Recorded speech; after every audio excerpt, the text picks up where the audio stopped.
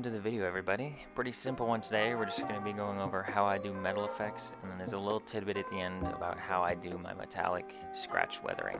This isn't an effect I use super often, but we're doing that on this helmet, so I figured I might as well just show you guys. A little two-in-one here. So, just to start off, we're doing a flat, even base coat. I'm just using matte acrylic craft paint. Nothing special. I don't really use any fancy paints. And then I'm just using a medium soft brush to make sure that I get flat, even layer, because we're going to be dry brushing over this. And if you dry brush over something that has streaks or bumps or drips, all of that's going to show up, because when you're dry brushing, you're just highlighting the edges. You're kind of flicking paint on there, and it collects along the outsides, and you don't want to have any ridges, because if you have like a line with a bunch of ridges of paint, it's going to collect on all the ridges of paint. So I'm going to be using gold. You can use silver or gunmetal or whatever you want. You just need a metallic paint. I use probably gunmetal the most for pretty much everything, because I like darker, cold metals.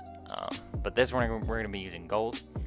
I did do 2 base coats, so I'm only showing you one here just because I wanted to start it on camera, and then I'm going to jump to doing the metallics next. Alright, so I just used this metallic paint. It's Rust-Oleum Metallic Accents. You can use pretty much anything as long as it's metallic. And then this is just basic dry brushing. So you're going to get a little bit of paint on your brush. I'd say a fair amount, because you do want to work it in there a bit. But you're going to go to your palette before painting it on the piece, and you're going to get most of the paint off. By most, I mean almost literally all of it. You only want a tiny little bit left on, and then we're just going to lightly brush that onto the figure. So as you can see, I'm just like dusting the edges, because I'm testing the waters, making sure I don't have too much paint on my brush. And then this is an effect that you can build up. So you're going to layer it. You can put more on, you can put less on. Because I'm doing gold, if you do a little bit, it looks more like bronze, and if you do a lot, it looks more like gold. Kind of just depends on what you want to paint. So a little jump cut there, because I want to show you guys the whole process. It did take like a long time to layer up all the effects, and I don't want that to drag on for the middle of the video. But as you can see, I kept it pretty even overall. Dry brushing is a really easy effect to control, so you can do really heavy in some areas, really light in some areas, or you can do like an even effect all the way across. I wanted this helmet to look pretty uniform, so I kept it even all the way across. I really like this effect. It kind of blows my own mind whenever I like look at the finished piece, because I'm spinning it around and it actually looks like metal. But yeah, that's pretty much what it looks like. Alright, so this last little tidbit is how I do the scratch effects on metal. Like I said before, this isn't something I use super often, but I think it's very useful when you're going for armor that doesn't have a ton of other effects on it, so like maybe not rust and dirt, or maybe like paint chipping or anything else like that. I usually use a lot of those effects, but I'm not using those on top of this one. It's just going to be a metal helmet. So I took a really fine brush and put a little bit of gold paint on the end, and I'm just grazing it over the surface and getting little lines. So the effect that we're going for here is, in real life, when you have like a metal helmet or something, and it gets hit with like a sharp weapon, there's either going to be like a raised edge from where that weapon hit, or a gouged line.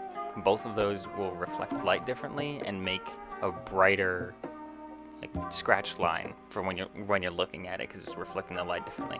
So since we dry brushed gold over a black base, the gold paint that we have on here is darker, so you can just use this same gold paint and use that to make the scratch lines. You don't have to lighten it or add white or anything like that. You can, but it looks weird. Trust me, I've tried.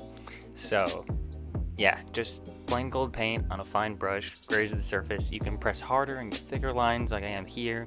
You can just put a little bit in the end and kind of graze the edge like I am here on the top fin. I mainly focus on edges and like flat open surfaces, so that I can display scratches or add edge damage, because those two are significantly more interesting than just randomly placing scratches. So try to keep your weathering intentional and tell a story with it, and put things where they should be instead of where it looks like they can be, if that makes any sense. So thank you guys for watching.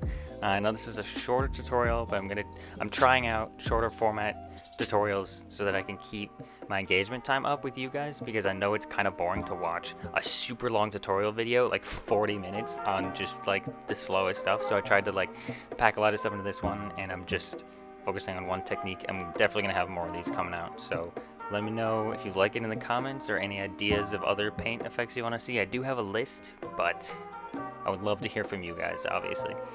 And if you like this type of content, subscribe, like the video. I don't know, I appreciate pretty much any support, and I'm not really a YouTuber, so just kind of go for it, I guess, if you want. Thanks for watching, and cheers. I'll see you guys later.